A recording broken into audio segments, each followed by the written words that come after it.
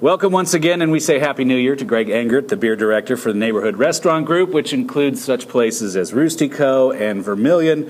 Thanks for joining us again. My pleasure. Thanks for having me. How shall we kick off 2012? Well, I thought for 2012 we would start off with a really great local beer. Local beer seems to be in the news constantly now. It seems to be all the rage. And a lot going on here in D.C., in the area. And I guess I wanted to start with something to remind everybody that local beer has been going strong for really a long time. And the first, we're going to be tasting one of the two, but there's two kind of variations on a theme here. This is Heavy Seas Mutiny Fleet Below Decks barley wine. And Heavy Seas is great. It's a really interesting local located right outside of Baltimore.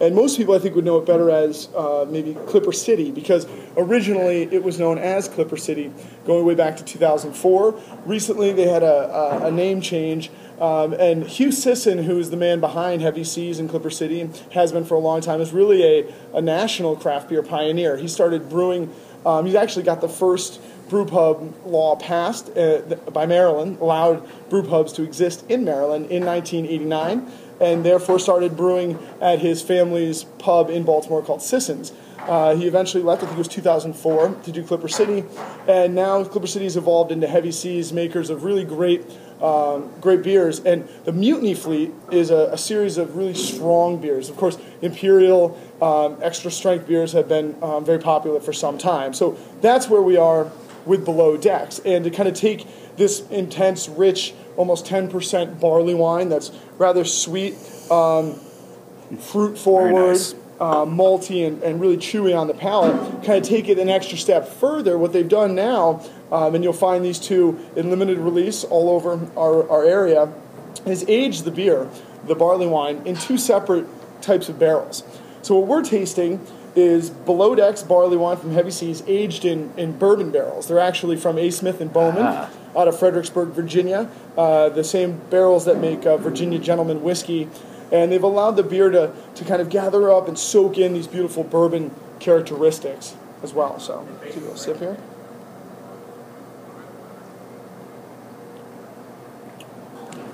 Not overpowering. No, it's not. Very nice. Very nice. And what's cool about these is that another big trend in craft brewing is not just the strong beers or barrel-aged beers, but the laying down of beers, vintage beers. So since this beer is really big and strong, you don't have to drink it right now. So if you have the ability to kind of hold back your beer you can cellar, lay this, put it in your cellar, let it age. It'll age gracefully because it's so strong. And what you'll find in 3 months, 6 months, 9 months, even a year, is that the beer will maintain its complexity. It'll gain some nuances, often some kind of like port-like or sherry characteristics, but it'll also kind of mellow out because there's a little bit of a tannic dryness from the wood here, a little bit of booze.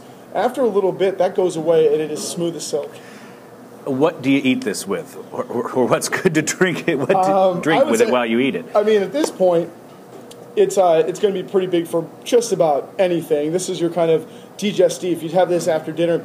I think that only really huge preparations, like maybe a big ribeye steak that's been char grilled or something, could stand up to it. But I love big cheeses in general. Beer and cheese go hand in hand. And when you get a really huge blue cheese, big Roquefort Gorgonzola kind of thing that's really big and salty and brash, finds a nice balance in the intense kind of sweetness of this beer as well.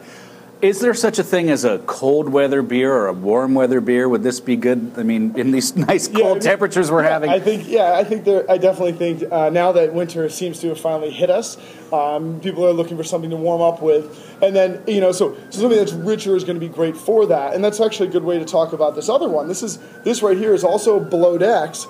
But this has not been aged in bourbon barrels. It's actually been aged in Cabernet Sauvignon barrels from Napa Valley. And so this one's it's going to be great for those who maybe love wine and are just getting into beer. It's a nice kind of transitional thing. You're going to get that bold fruit character. You're going to get some tannins from the skins of the grape and the barrels as well. It's almost where beer meets wine, and perfect not just for the cold weather, but for people who enjoy wine as well as beer.